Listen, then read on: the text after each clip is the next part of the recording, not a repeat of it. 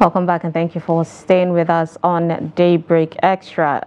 Let's take a look at, of course, the front pages of the National Daily. We'll start with the Daily Trust newspaper this morning, where we know how, that now the Daily Trust is weekend trust. And it tends to be packed with a lot of detailed, stories. So the major story here is talking about bloody gold, unraveling link between mining and banditry.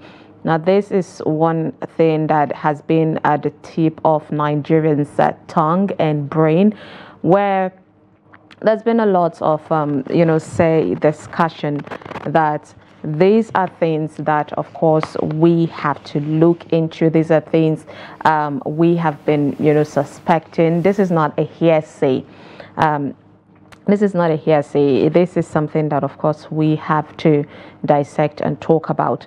And these are the reason why the Daily Trust decided to take a deep dive into all of this and bring you the details of this. And as Nigerians, I'll urge you to pick the Daily Trust weekend this Saturday and go through this detailed, research, unveiling of what is really happening, joining the mining and banditry in the country, because we need to know the problems in order to find possible solution. Banditry has been going on for the longest time in our country. It is infuriating. It is annoying. We are tired of people dying, because of some few people that would get some things into their pockets. Well, then details of it, you get, and that way, I always say, it's always good to equip yourself with knowledge. That way you can ask the right questions to your people and all your community, heads and leaders, or the country leaders in general. Below the major story there, we see Mambila, where full day is spoken by everyone. Now, this is a very beautiful capture of, culture, of tribe, where we are. I believe in 2024, Africans, Nigerians feel we have to let go of our tribes and culture. One tribe that we have to give kudos to, for making efforts to at least sustain tribes, our language is being spoken, is I think the Fulani Yoruba people. You have to learn the language, even though some of us did not.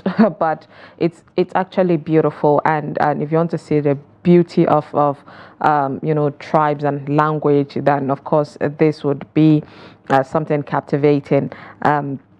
You'll find this on page 28. Beside that, we see how 7 students died by suicide in 6 months.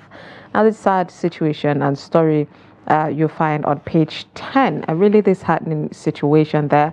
There is no reason, there is absolutely no reason for someone to kill themselves, to say, oh, we're tired, we just need to go. There is no reason for that, and we hope that the younger ones do not pressure themselves into putting themselves into harm's way, to say we have to kill ourselves. And another story I just want to pick, when you enter, it's not in front of the page, but as a deep dive into Dangote refinery, not yet licensed. That's according to the NMDPRA. Says products from local refineries are inferior. Now, I don't know who made this quote, but you would find the details of that on page 9. Now, these are some of the stories that you get on the Daily Trust weekend. Okay, so good morning, Swaya. Good morning. Let's take a look at Guardian this morning, and it says that Ali Ndumi travels of a vocal parliamentarian. Well, the whole drama, I don't know, Sumaya, if you've gone through that, but now this is a good caption for that, I think. Indeed. Well, you can go through page 32 and 33 for that story, and then it says Kwara LG polls intrigues as APC PDP plots to test strength. Well, you can go through page, 1910 for that political story there. And then it says how barriers to accessing free treatment, stigmatization, impaired quest to end HIV/AIDS by 2030. Well, last time, I don't know if you remember when we took some of the stories that they said the turnout of HIV and AIDS is huge. I think over 60-something thousand people were tested positive again. Like, I knew it was there, but then I thought at the time it went down. Yes, because maybe, people are now used to people living with HIV and AIDS and what have you, but then now it's becoming more. Yeah, I remember, say, 5 to 6 years ago, there was a story allegedly going around saying there are some people that have become really vindictive, saying, I'm going to spread this disease since I contracted it. Yes, I'm going to. So it depends on how they got it. There are people that are agitated, but when they were told that they have HIV and AIDS, because they couldn't believe that they actually have it. And maybe, some due to transfusion of blood, some maybe they used someone's maybe razor, something maybe sharp, because it can't come from using plates and, cups and what have you from someone that has it. That's a different thing entirely. So there were people that got angry that they knew they have the disease and they thought, okay, I'm going to spread it. There was actually a story like that in Jos of a lady, that someone that knew her was with us at the time, and she was telling us honestly, it just takes you to understand where we are as people. Yeah. For you to think something happened to you and it's a misfortune, but then the best way for you to heal yourself is to spread it out. That's affecting other people. It is horrific. And we know that while now everybody is aware that when you go to make your hair, you're supposed to go with your own, hair products, combs, things, everything that you want to use. So now people are extra careful. But the major way that it can be spread is, sexual relations. So. And immorality, honestly, it's really sad. The rate is getting high. Yes. Yeah. I remember someone calling out, situations in Lagos, saying there is a lot of, hookups, around. You see ladies standing by the roadside and all of that. And people say, if you don't patronize them, they would stop. Which is the truth. It's really sad, just like you said. But then, it's not, the way of contracting is mostly during the the intimacy, like you said. But we have heard stories of people that a lady, actually a very beautiful old, should I say young lady, years ago actually died during birth because she was losing blood and she was transfuted a blood that had HIV and AIDS. So exactly, because she was losing blood. And I think as of that time, the test. That time I don't think people were aware of, we need to carry out the test on bloods that were in the banks before we transfute them to people. But because maybe the situation is urgent, they should be sued. So yeah. But then let's see if it's going to end by 2030 like they predicted. So let's wait and see how they're going to access the free treatment and then avoid some of the stigmatization that comes with that. So you can go through page 38 and 37 for more details on that.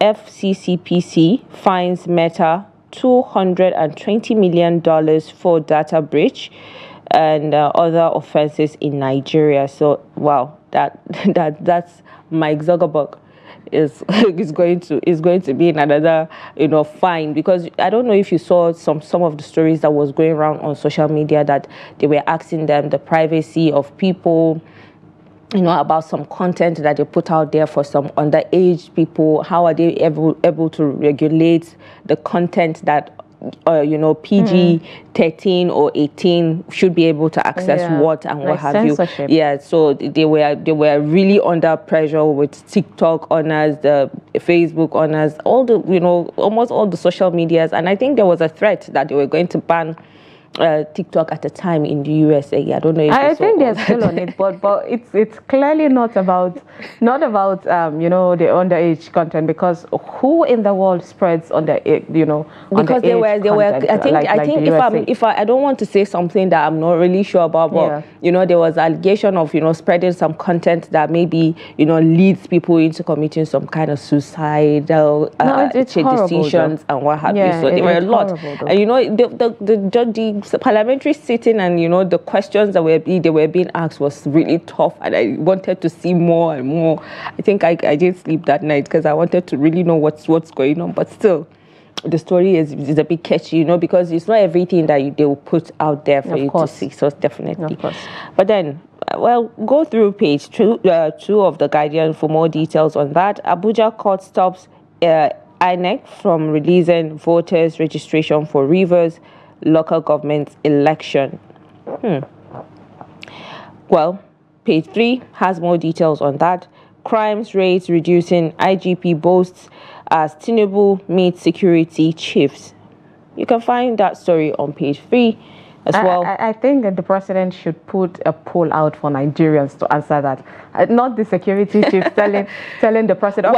Imagine me reporting to my principal saying, they're asking me, did you do your job well? Of course, I would brag and say, I am doing my job well. But it's up to the viewers, people that are watching to decide if at all my job is being done well. So Nigerians should be asked that. We see, let's be honest, we see a little bit of improvement here and there. We see them doing more. We see security agencies doing more, reporting what they're doing, but Nigerians do not really feel, that it has lessened. Yes, let's be honest. So it's like you said, but there is still much of that. We should open the phone lines for people to call in and say about that maybe subsequently. But then, I from my own side, I would say that there is a bit it's a bit on the low, sort of couple of months now. Even though killings are there, people being attacked somehow, it's just that we don't see them reporting everything. Like I said, it's not everything you put out there for people's discretion. There are certain things that people shouldn't see. There are people that cannot stand certain situations. So go through page 3 for more details on that. Time to grab opportunities in livestock noise. So inside stuff back, you can go through The Guardian to see more details on that story. And then celebrating Wole Soyinka, the journey of Wole Soyinka. Well, he came out to say a lot, even though his relationship with Tinubu or there was I think someone came out to say, what Wole Soyinka told me about Tinubu. I was reading it on the online newspaper and all that. It's really interesting to see some of the stories when they come out. But we celebrate him for being a writer that has played a role in our lives. Some stories that we went through, just like William Shakespeare doing his thing. So we have Wole Soyinka. Wole Soyinka is renowned. I mean, he paved way for not only Nigerian writers, but African writers, and it is a great thing. And we always, I don't care what his political affiliation or his thoughts are, but I feel like he should be someone that we should always respect. And there is one thing about Nigerians youth these days that is really disheartening, whereby we do not criticize respectively. If the moment someone comes out and says something that does not really align with your thoughts or belief, then you lose all respect for that person. Or you tend to attack the person. There was a time Wole Soyinka was truly attacked on social media. I think approaching elections, during election period. And it broke my heart to see where we have gotten in society, where you feel just because there is free speech, you can be so disrespectful. If there is one thing that is part of our culture, African culture, is respect.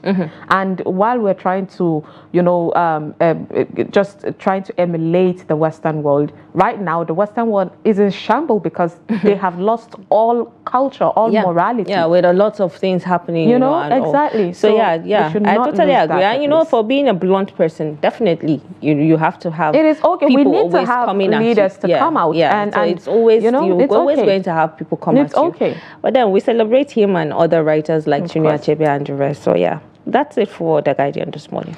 All right, let's take a look at the Vanguard newspaper this morning, where the major story is talking about Nigerians to Tinubu, palliatives, not solution to food shortage. Now, these are Nigerians, of course, saying this. I remember over the week, we opened the phone line to talk to Nigerians, and they say even if they give palliative, it doesn't necessarily get to the intended beneficiary. Yeah, so we had a phone line discussion on that on Thursday, and a lot of people calling, to talk about it. But then some callers actually made comments that I actually totally agree with them, that this distribution should be given to CSOs to be able to carry out, yes, not government, local government chairman and, the ward heads and what have you. They are the ones that know the people.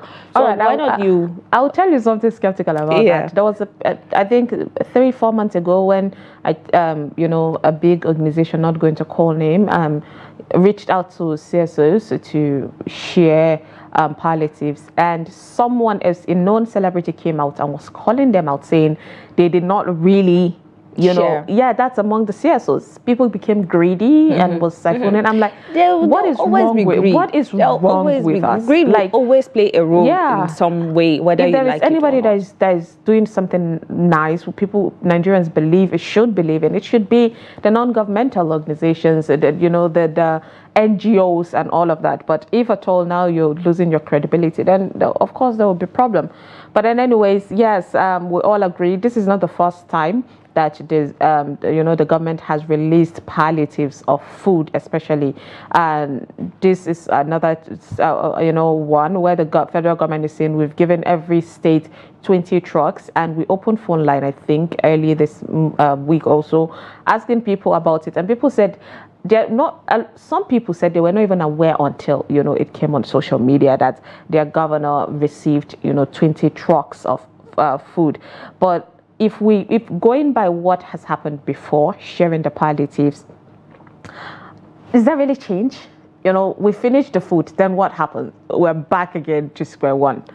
It's really scary. We were hoping that the food palliative would just be a measure to be taken before we find possible solution. But it seems to be taking longer. I would like to, a lot of things happening on social media, because that's where you get to see some of the comments and some people's, worries about certain things. And a lot of people were commending the, members for slashing their salary. Yeah. And then, netizens will always come out to say different. We don't slash your salary, slash your allowance, because they feel maybe that's where the bulk of the money is. Yeah. So, but then we commend them for, doing that. For the next 6 months, they are going to contribute 108 million naira total of the 300. And they are helping that because of the food crisis in the economy. I don't know if you saw the story, but then they are going to be I did. So they have agreed to slash their salary from now till the next 6 months, and that I think in total is going to be they're going to give out like 600 and something million naira. Okay, we'll just have to wait and see, because so let's wait and see where it gets to, like you said. Yeah, you said, but then we just hope. Are already some are saying, don't slash your salary, slash your allowance. It's just how our leaders have made us so cynical. Now they say things that we don't really believe, or trust. But then for it to have come out, I'm sure that more is going to come out. So we hope let's wait and see what happens. We hope so. So speaking on the palliative, of course, urge federal government to declare an emergency in food security, tackle insecurity caused by herders, initiate a national food production. Now, this is part of the major story which you would find on page 10, Nigeria 2024 half-year summary, what we told you. You'll find that on page 13, Edo airport violence, APC, PDP, and Edo government trade blames. A really horrendous situation, as the English would say. We've gotten to a point where violence, insecurity is happening, and political elites are in the middle of this. Everybody is pointing finger. We not only have to deal with bandits, now we have to deal with violence amongst people. And the most annoying thing about these things is that if this is happening, it's not going to affect the elite or the so-called people fighting their fights. There are definitely vulnerable people that will be caught in this violence happening in an airport. you know, it doesn't speak well of us, honestly, as a country at all. Transfer funds in dormant account to us, that's CBN directing banks, targets $1 trillion economy by 2030. All right, we'll just have to wait and see how that works. Dangote, if we knew the magnitude of what we were going into, we would have. Now, there's, of course, a talk about that. Now, I'm wondering if he's saying we would not have gone, you know, into this. Because we've seen Dangote come out to talk about refineries, saying there are cabals behind the oil, and these people do not want, you know, Nigerian to have an indigenous, like a refinery in our country because they benefit from us importing oil. And it breaks our heart to hear that sort of situation. He said it's like swimming to the middle of the sea, getting tired, but making efforts to swim out lest you drown. Experts warns against the politics. Now, this is what Dangote is saying. He has started the journey, and he's thinking if he should go back, but then he cannot stop because he's drowning. He's already invested a lot of money, so he has to continue, and that is difficult for him. If you want to get the details of that, check page 16. And we see on health segment, common painkiller reduces women's risks of deadly cancer. Medical milestone, possible HIV cure in German leukemia patient. We hope so. Now, this are the stories that you'd find on Saturday Vanguard. Well, let's quickly jump into the Punch, Saturday Punch this morning. It said global 8H. Nigeria passengers ground as foreign airlines cancel delay flights. United Airlines, Delta, Air France, KLM, others delay, cancel Nigerian flights. Passengers lament delay at airports. Foreign carriers advise travelers to reschedule flights. So you can find all that details on page 4. And then we have the police under pressure over medical reports of Lagos teenager defiled by cop. Well, now that's a sad one, and I'm wondering why and how a cop would defile a teenager, and the medical reports.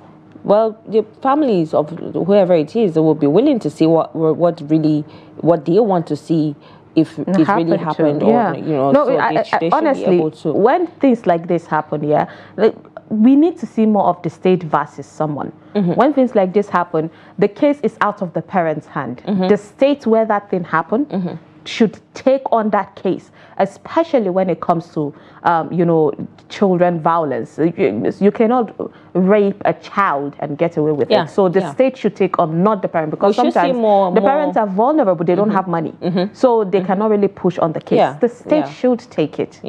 So, well, go through page 14 for more details on that story, so you can go, get what's really happened and what's not happening there. FG to spend 3 trillion on new minimum wage, pension, gratuity. 70,000 can't sustain workers in Lagos, says Labour. You can find that story on page 4. I feel bad watching myself act wicked roles. Ayo Adesanya, definitely, it's for some people, when you acted very well, they tend to see you that way.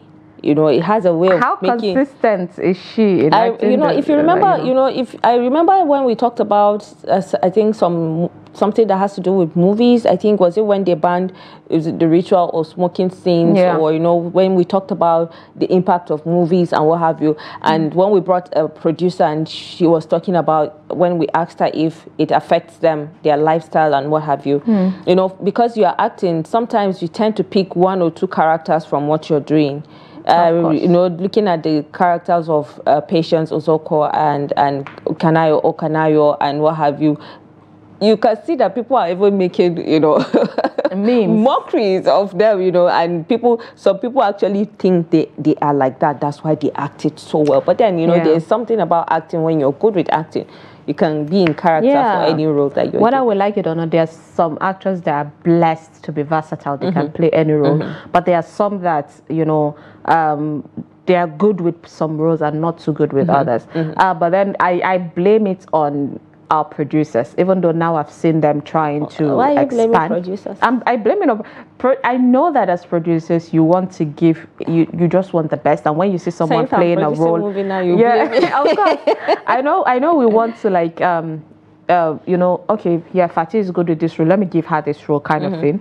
But I believe that we should also try to, you know, push our actors. Yeah, I've seen just some try actresses to be versatile. yeah, you know, because I've seen some actors coming out to say, oh, they stopped giving them some roles because they don't want to take a wicked character, or they don't want to come out as prostitute, or they don't want to come out as this and that. So because there are some characters that you'll be forced to do certain things that you don't do. You see some scenes that you see a girl trying to smoke and she doesn't even know how to smoke. But why are you making her smoke when she doesn't do that, and she doesn't want to do it? You know, maybe if you don't want to, you don't want to, but I feel that's why I said I blame producers, because as an actor you have to get to a high level for you to decide what role you want to take, and producers will respect you. But then if you are a nameless actor, you know, you have to go with what the producer gives. Come out so producers should be like teachers. You watch the kid, know their strength, try and okay, let's try this. You've done this. For the first time I'm agreeing with you on something. And not because I don't agree with some of the things you said, but you know, there are some roles that you have to just start from somewhere. I've seen people starting with the passerby, waka pass, we call it, exactly. I know we've seen people acting mad in almost many movies. You just see them acting constant madness. This is not my portion. And the scenes that I usually hate is you always have to see those two village girls always gossiping on their way to the river. I don't know why there's always that particular scene. It's a filler. Well, yeah, but then you're keeping us busy, you know, with our screens and all. So yeah, don't feel bad. You just ask for different roles to see what you can do with that. So check on page 17 for more details on that. Flood has sacked our children from schools. Lagos community leader. Yeah, well, you know, the flood recently has taken a toll on people, especially Lagosians, because it affected really them so much. I don't know if you saw the videos and pictures of how houses and cars and properties were flooded, and definitely the cars that sunk into the water, I'm definitely sure it's going to it has to be maybe parts. It's really the engines, everything is going to knock certainly. Honestly, we need to be more aware. I know that we, you know, the world is evolving. We're building more, but there are some places that we should just let go and not build in that areas. And something needs to be done, especially for cities like Lagos. I think over last week or 2 weeks ago, I saw even Canada. Popular musician Drake, also his house was flooded. We saw how New York City last year, one of the major city in the US, also was flooded. Even Dubai, I think last year Dubai was flooded. So it is crazy, and here's the reason why, of course, we need to do more on awareness of climate change. Well, this year, there, you know, there were reports and, you know, would I say alerts, warnings, and that this is what's going to happen in this state and that state. It wasn't like that for last year, but then I think, you know, the more we keep talking and they are hearing us, the more we get to see good results. So I commend them for this year, and it has kind of cut down the rate of flood, if you notice, because people know now that, okay, this state, that state, this is what we are seeing. The weather is going to be like, it's going to be flooded and what have you. And the governors, they are trying to see how they can evacuate and these people. Do something. So go through page 28 for more details on that. And then man's best pet faces feeds crisis as dog owners battle skyrocketing cost of feeds and medicals. Definitely. What do you expect? You know, when there's food crisis, it's not just humans that will face it. Definitely, if you have a pet. I don't also say anything before dog moms will come for me and say, "Oh, you're inhuman." I am a pet owner, so if you want to say something, you know, just I understand where it comes from. So at this point, they will start eating the normal food that every other person. Before, I mean, that's how Africans have always done it.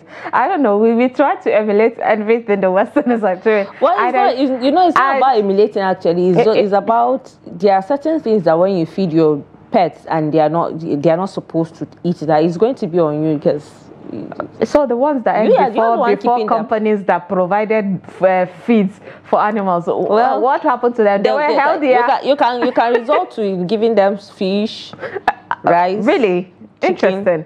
Chicken bones. Yeah, hence the reason why they call them pets. Yeah, exactly. Human beings will not eat it, but pets should. Well, I have nothing to say to that. Well, I don't know. Well, I would say anything.